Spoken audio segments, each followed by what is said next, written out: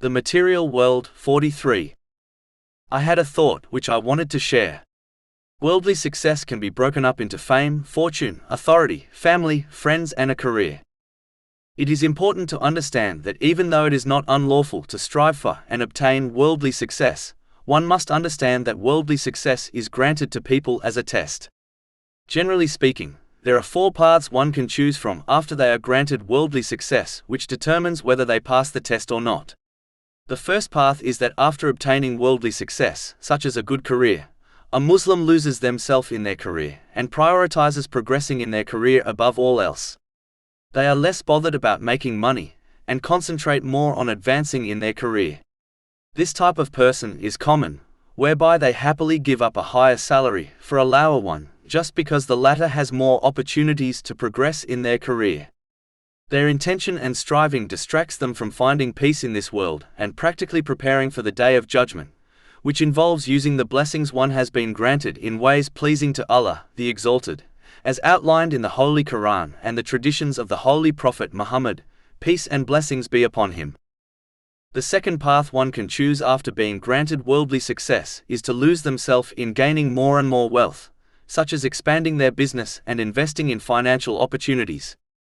This person is less bothered with advancing in their career and spending their wealth, but only cares about making more wealth.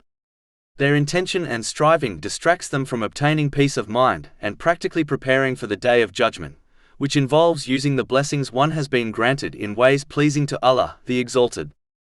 The third path one can choose after being granted worldly success is when one becomes engrossed in enjoying the worldly success they have obtained, such as wealth or fame.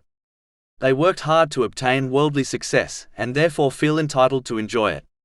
These people are less bothered with making more wealth or advancing in their careers, and instead only care about enjoying themselves and therefore lose themselves in entertainment, fun and games, such as going on holidays and attending parties.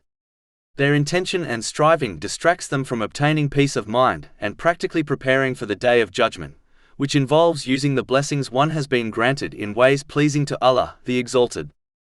These 3 paths causes a person to fail the test of being granted worldly success, even if they adhere to the lawful, as these things were not the reason why the worldly success was granted to them.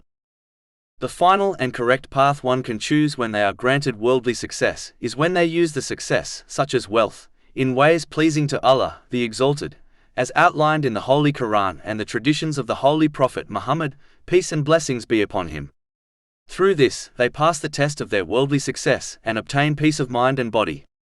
They obtain a good balance between making use of their worldly success, in order to lead a comfortable life, yet avoid excessiveness, waste and extravagance. This does not mean one cannot enjoy worldly success, but it means success lies in enjoying it in moderation so that one is not distracted from obtaining peace of mind and practically preparing for the day of judgment, which involves using the worldly blessings one has been granted in ways pleasing to Allah, the Exalted. This is only possible to do when one learns and acts on the Holy Quran and the traditions of the Holy Prophet Muhammad, peace and blessings be upon him. This is not possible to do for the one who chooses one of the first 3 paths discussed after they are granted worldly success.